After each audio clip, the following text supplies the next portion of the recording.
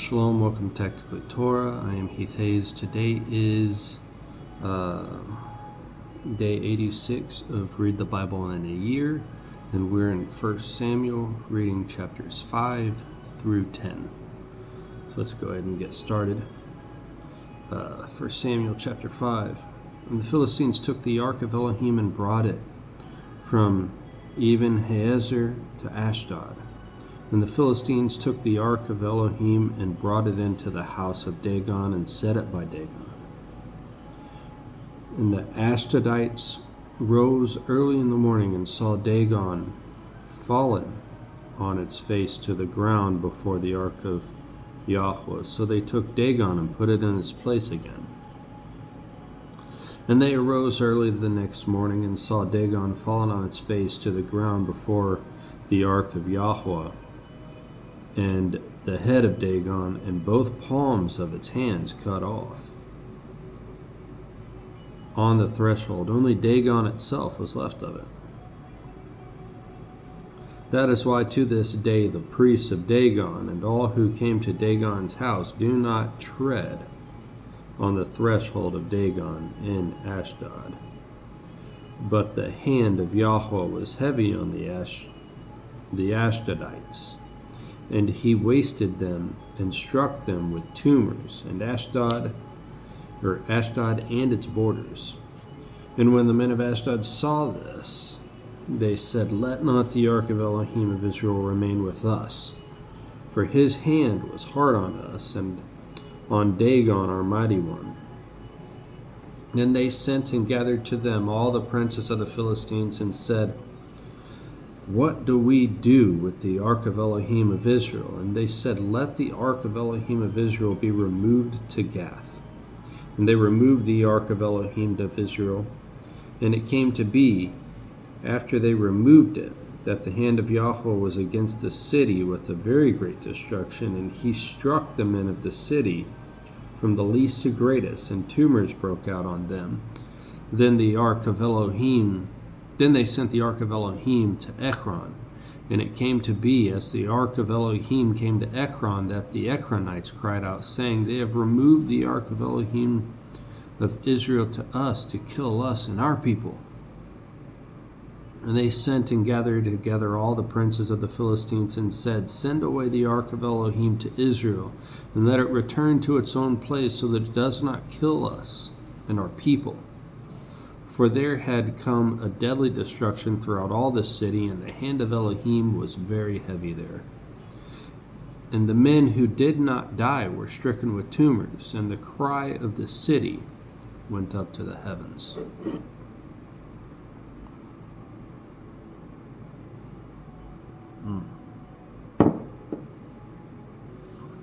Chapter 6. And the ark of Yahweh was in the field of the Philistines for 7 new moons, and the Philistines called for the priests and the diviners, saying, "What do we do with the ark of Yahweh? Let us know with what we should send it to its place." And they said, "If you send away the ark of Elohim to Israel, do not send it empty, but you shall certainly return it to him with a guilt offering. Then you are going to be healed, and it shall be known to you why his hand does not turn aside from you." And they said, "What is the guilt offering which we return to him?" They answered, "The number of the princes of the Philistines, 5 golden tumors and 5 golden rats. For the same plague was on all of you and on your princes. And you shall make images of your tumors and images of your rats that ruin the land, and you shall give esteem to Elohim of Israel. It could be that he does lift his hand from you, from the mighty ones, and from your land. Why do you harden your hearts, as the Mitzrites and Pharaoh hardened their hearts, when he had severely dealt with them, and they did not send them away, and they went? And now take and make a new wagon, and 2 milk cows which have never been yoked, and hitch the cows to the wagon, and take their calves home away from them. And take the ark of Yahweh and put it on the wagon, and put the objects of gold which are returning to him as a guilt offering in a chest by its side, and send it away, and it shall go. And you shall see, if it goes up the way to its own border to Beth Shemesh, then he has done this great evil. Then he has done us this great evil. But if not, then we shall know that his hand has not come against us. An accident it was to us. And the men did so, and took 2 milk cows, and hitched them to the wagon, and shut up their calves at home. And they put up the ark of Yahweh on the wagon, and the chest with the gold rats and the images of their tumors. And the cows went straight for the way of Beth Shemesh, and went along the highway, bellowing as they went, and did not turn aside to the right or the left. And the princes of the Philistines went after them to the border of Shemesh, and they of Beth Shemesh were reaping their wheat harvest in the valley. And they lifted their eyes and saw the ark, and rejoiced to see it. And the wagon came to the field of Yehoshua of Beth Shemesh, and stood there, and there was a great stone. So they split the wood of the wagon, and offered the cows as an ascending offering to Yahweh. And the Levites took down the ark of Yahweh, and the chest that was with it, in which were the objects of gold, and put them on a great stone. And the men of Beth Shemesh offered ascending offerings and slaughtered slaughterings the same day to Yahweh. And when the 5 princes of the Philistines saw it, they returned to Ekron the same day. And these are the gold tumors which the Philistines returned as a guilt offering to Yahweh: 1 for Ashdod, 1 for Azah, 1 for Ashkelon, 1 for Gath, and 1 for Ekron. And the gold rats by the number of all the cities of the Philistines belonging to the 5 princes, both walled cities and country villages, even as far as the great meadow on which the place in which they placed the ark of Yahweh, remain to this day in the field of Yehoshua of Beth Shemesh. And he struck among the men of Beth Shemesh, for they had looked into the ark of Yahweh. He struck among the people 70 men, and the people mourned because Yahweh struck the people, a great smiting. And the men of Beth Shemesh said, Who is able to stand before this set apart Yahweh Elohim? And to whom shall he go from us? And they sent the messengers and the inhabitants of Kiriath Yearim, saying, The Philistines have brought back the ark of Yahweh. Come down and take it up to you. Chapter 7. And the men of Kiriath Yearim came and took the ark of Yahweh, and brought it into the house of Abinadab on the hill, and set apart Eleazar his son to guard the ark of Yahweh. And it came to be from the day that the ark remained in Kiriath Yearim that the time increased, and it came to be 20 years. And all the house of Israel lamented after Yahweh. And Samuel spoke to all the house of Israel, saying, If you return to Yahweh with all your hearts, and put away the foreign mighty ones and Ashtaroth from among you, and prepare your hearts for Yahweh, and serve him only, so that he delivers you from the hand of the Philistines, and the children of Israel puts away the Baals and the Ashtaroth, and serve Yahweh only. And Samuel said, Gather all Israel to Mitzpah, and let me pray to Yahweh for you. And they gathered to Mitzpah, and drew water, and poured it out before Yahweh. And they fasted that day, and said there, We have sinned against Yahweh. And Samuel rightly ruled the children of Israel at Mitzpah. And when the Philistines heard that the children of Israel had gathered together at Mizpah, the princes of the Philistines went up against Israel, and the children of Israel heard of it, and were afraid of the Philistines. And the children of Israel said to Samuel, "Do not cease to cry out to Yahweh our Elohim for us, that he would save us from the hand of the Philistines." And Samuel took a suckling lamb and offered it as an ascending offering completely to Yahweh. And Samuel cried out to Yahweh for Israel, and Yahweh answered him. And it came to be, as Samuel offered up the ascending offering, the Philistines drew near to battle against Israel, but Yahweh thundered with a great noise on that day on the Philistines, and troubled them, and they were smitten before Israel. And the men of Israel went out from Mizpah and pursued the Philistines and struck them as far as below Beth Kar. And Samuel took a stone and set it up between Mizpah and Shin, and called its name Eben Hazer, saying, "Thus far Yahweh has helped us." Thus the Philistines were humbled and no longer came to the border of Israel, and the hand of Yahweh was against the Philistines all the days of Samuel. And the cities of the Philistines had taken from Israel, which the Philistines had taken from Israel, were returned to Israel from Ekron to Gath.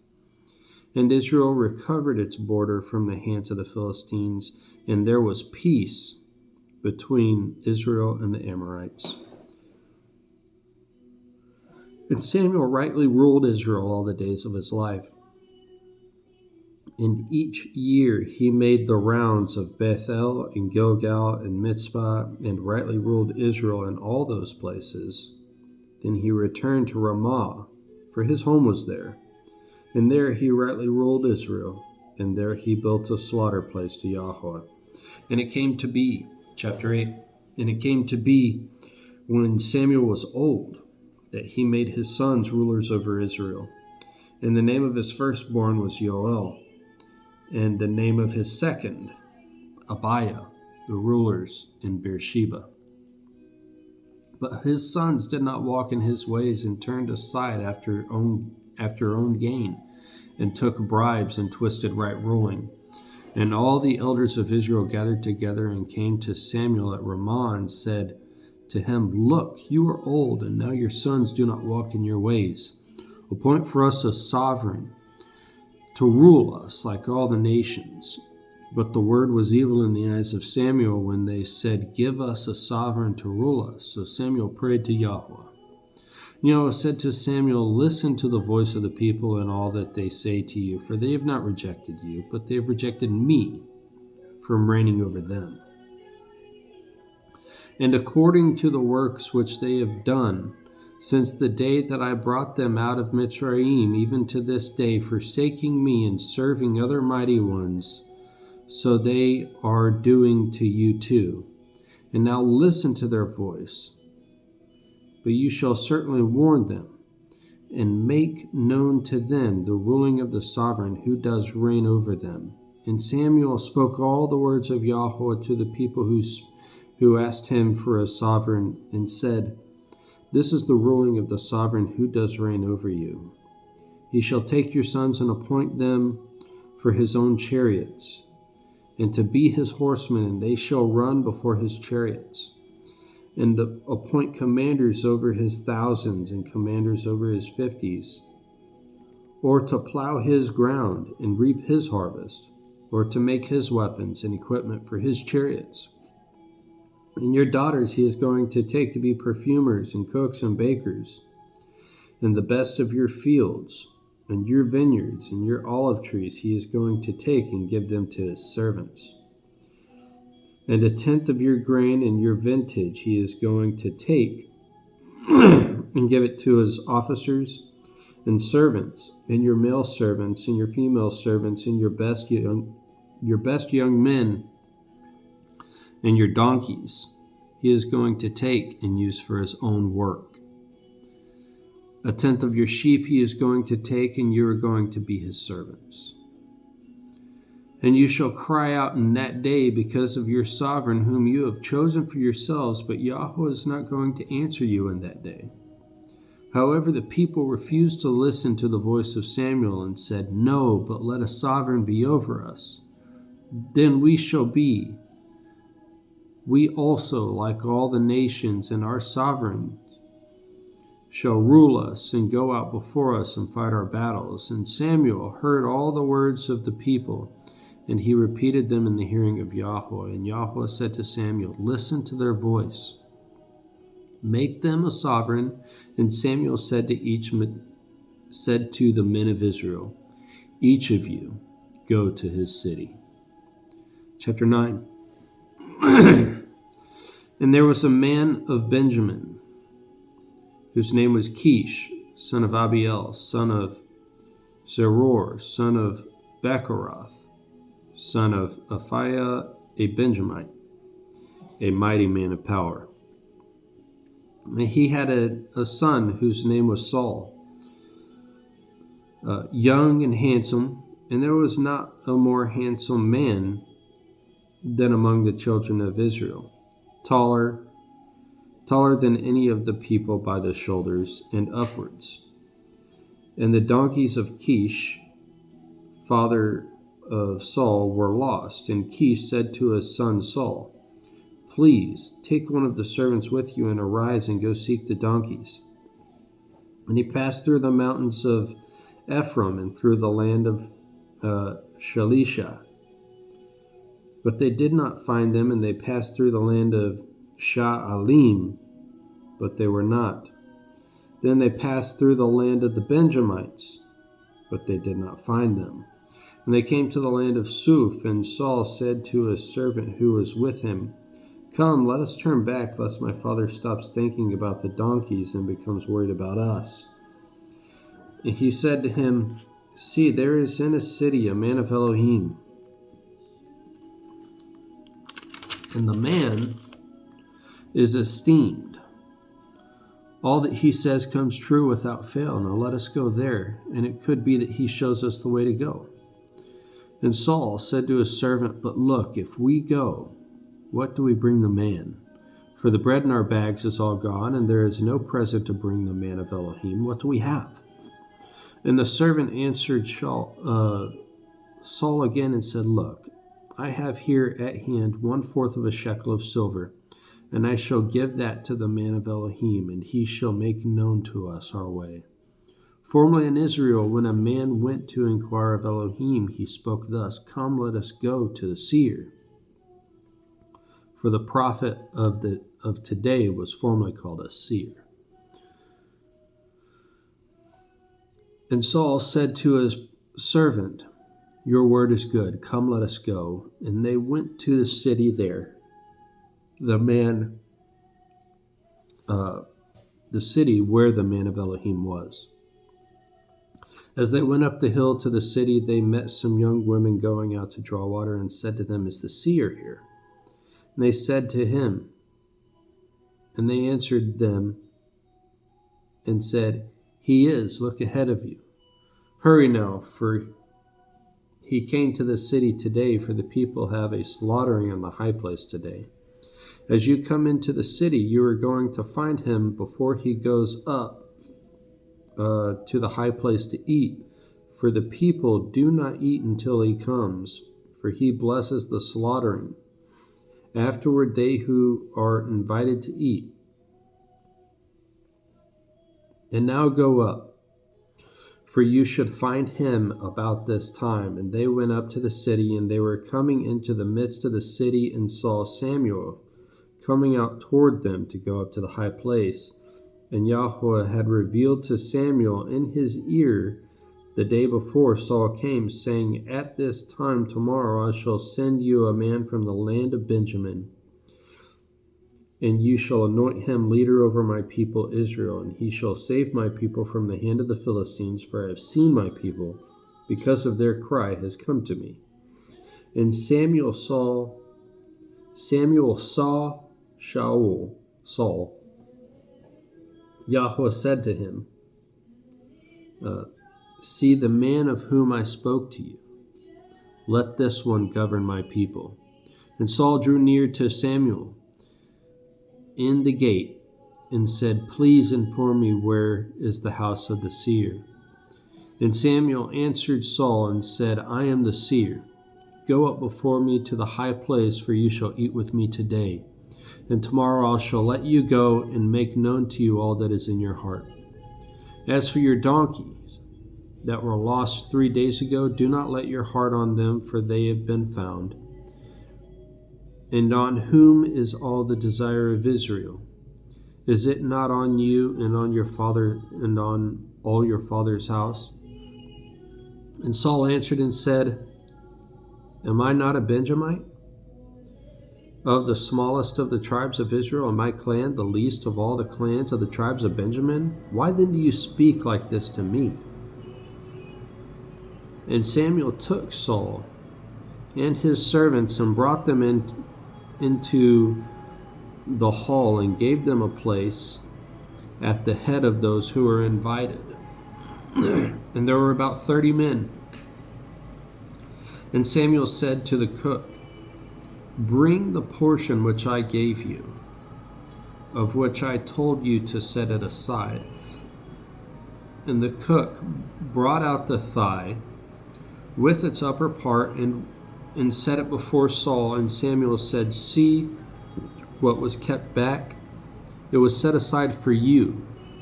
Eat, for it has been kept for you for this appointed time," saying, "I have invited the people." And Saul ate with Samuel on that day.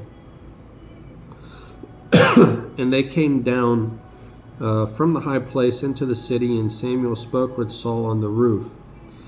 And they rose early, and it came to be about the dawning of the day that Samuel called to Saul on the roof, saying, "Rise, so that I send you on your way." And Saul rose, and both of them went outside, he and Samuel. As they were walking toward the edge of the city, Samuel said to Saul, "Say to your servant, go ahead of us." And he went on, "But you stand here a moment, so that I let you hear the word of Elohim." Chapter 10. And Samuel took a flask of oil and poured it on his head and kissed him and said, Is it not because Yahweh has anointed you leader over his inheritance? When you leave me today, you shall find 2 men by Rachel's burial place in the border of Benjamin at Selzah. And they shall say to you, The donkeys which you went to look for have been found. And see, your father has left the matters of the donkeys and is worrying about you, saying, What shall I do for my son?